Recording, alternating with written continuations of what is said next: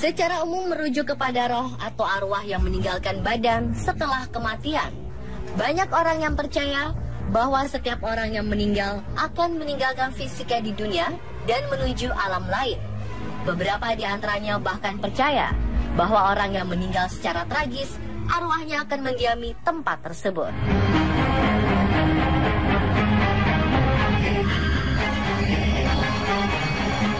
Seperti beberapa kisah yang pernah terjadi di tahun 1990 silam.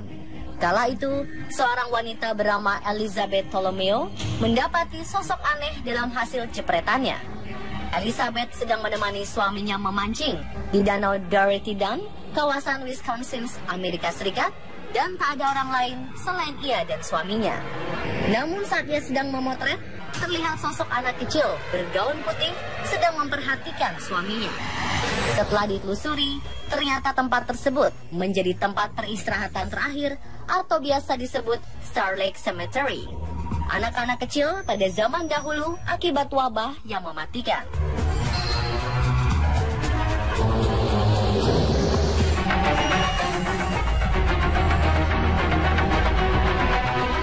Penampakan serupa juga pernah terjadi di Lisbon Bar, Liverpool, Inggris. Rachel McEwen tak menyangka foto momen perayaan kesuksesannya di Lisbon Bar, Liverpool, Inggris akan menjadi viral di media karena ada sosok misterius di dalamnya. Awalnya ia tak menyadari ada kejanggalan pada foto tersebut. Namun setelah dilihat lebih jauh, ternyata ada wajah seorang wanita yang sedang tersenyum ke arah kamera. Wajah wanita tidak dikenal itu tiba-tiba muncul di antara wajah teman-teman Rachel.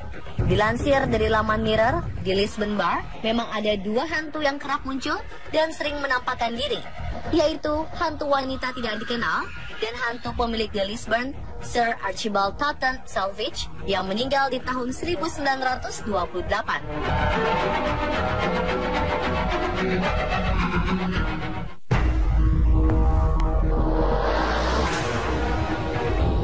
Arwah Jim Morrison juga diyakini pernah menampakkan diri di tempat yang dimakamkan, yaitu Père Lachaise. Saat itu seorang pria yang tak diketahui namanya berfoto di depan makam sang musisi. Dalam foto, nampak sosok putih yang diyakini merupakan arwah vokalis yang tenar di tahun 1967 tersebut. Penyebab kematian penyanyi sekaligus pencipta lagu ini masih menjadi teka-teki, sama seperti penampakan di pemakamannya. Benarkah itu Jim Morrison? Cerita mengenai fenomena penampakan hantu telah ada sejak lama dan terus menarik perhatian banyak orang. Kemunculan penampakan hantu merupakan hal yang tidak dapat dijelaskan oleh banyak orang. Namun ada segelintir orang yang mengklaim mampu menjelaskan hal tersebut secara ilmiah. Lalu, benarkah hantu itu ada? Selama bertahun-tahun, seorang ilmuwan saraf asal Kanada bernama Michael Presinger mempelajari tentang efek elektromagnetik terhadap persepsi manusia terhadap hantu. Hal tersebut dilakukan dengan anggapan dasar tentang apa yang memunculkan ladang magnetik, menganalisa yang tak terlihat secara kasat mata, serta apa yang membuat seseorang merasakan hal tersebut sebagai kehadiran hantu. Menurut Michael, ladang elektromagnetik disebabkan adanya pola aktivitas aneh di otak yang membuat seseorang merasa ada hantu di dekatnya.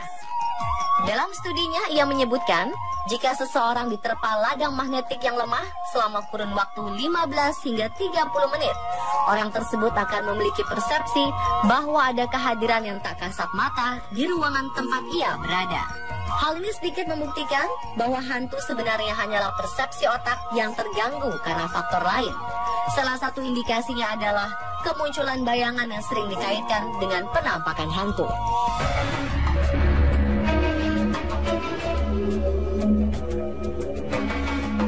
Pernahkah Anda mencoba memainkan jelangkung atau Ouija dan mendapati diri Anda dikontrol oleh makhluk halus ketika menggerakkan boneka atau papannya? Jika iya, berarti Anda telah menjadi korban efek idiomotor. Efek yang ditemukan oleh Michael Faraday, seorang ahli fisika di bidang kelistrikan dan dinamo. Efek idiomotor diketahui mempengaruhi pola gerakan tangan akibat kontraksi otot yang dipengaruhi oleh stimulus di otak. Dijelaskan saat mendapatkan sugesti tertentu, otak memproses suatu ekspektasi yang bisa secara otomatis menggerakkan otot tangan. Gerakan-gerakan inilah yang dianggap sebagai gangguan dari makhluk halus. Fenomena ini mirip dengan yang dialami oleh korban hipnotis. Akibat sugesti yang ditanamkan ke otaknya, korban hipnotis dipercaya mampu menggerakkan tubuhnya atau bereaksi secara tidak sadar.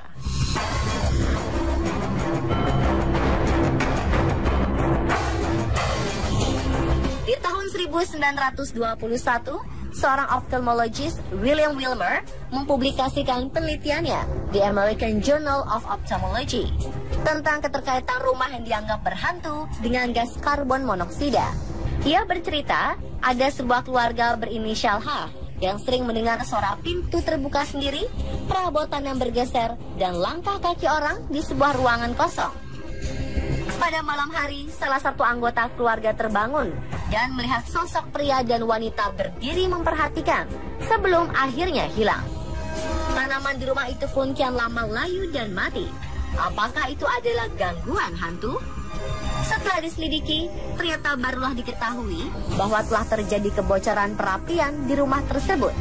Perapian yang seharusnya membuang residu asap ke cerobong namun berbalik ke dalam rumah. Berdasarkan penelitian, gas karbon monoksida mampu diserap lebih baik oleh tubuh manusia dibandingkan oksigen yang sangat dibutuhkan oleh tubuh dan otak. Keracunan gas ini dapat membuat seseorang lemas seketika, sesak nafas, pusing, berhalusinasi, hingga kematian. Ini juga terjadi di tahun 2005 pada seorang wanita yang tak diketahui namanya. Ia berhalusinasi saat mandi ada sosok hantu yang memperhatikannya. Ternyata wanita tersebut keracunan gas karbon monoksida yang berasal dari alat air panas yang rusak.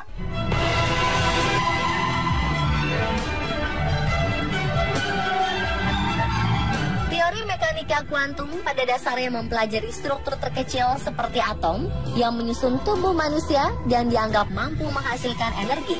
Menurut para ahli, teori mekanika kuantum sering dikaitkan dengan keberadaan manusia setelah mengalami kematian. Beberapa ahli fisika percaya bila roh dan kesadaran manusia berasal dari aktivitas kuantum atom-atom di otak yang diperkirakan akan tetap ada meskipun manusia telah meninggal. Kumpulan dari energi kuantum inilah yang sering dikaitkan dengan penampakan cahaya yang terlihat di sekitar pemakaman atau tempat angker lainnya.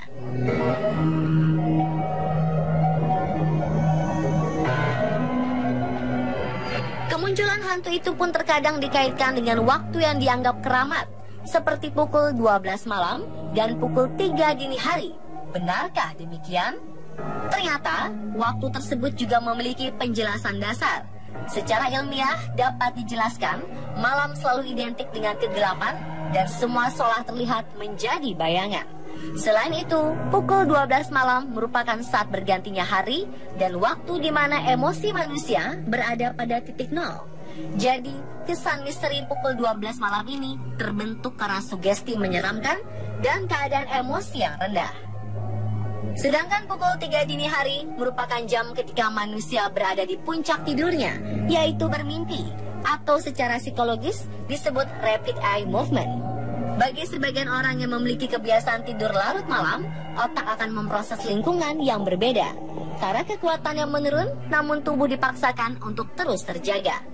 Ketika tidur, tubuh dapat merasakan beberapa hal aneh, seperti tidak mampu menggerakkan tangan dan kaki, ketidakmampuan berbicara, tekanan di dada, reaksi panik, halusinasi penglihatan dan suara, serta perasaan.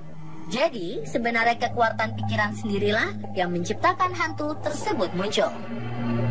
Pada kesimpulannya, sebuah penelitian di Swiss membuktikan bahwa hantu tidak nyata dan hanyalah ilusi yang diciptakan manusia semata. Dikutip dari laman Daily Mail, Profesor Olaf Blanke yang memimpin tim Ecole Polytechnique Fédérale de Lausanne menjelaskan bahwa ketika manusia sedang merasa takut dan tertekan, maka ada gangguan pada otak yang menciptakan ilusi bayangan, sosok, suara, dan lain-lain.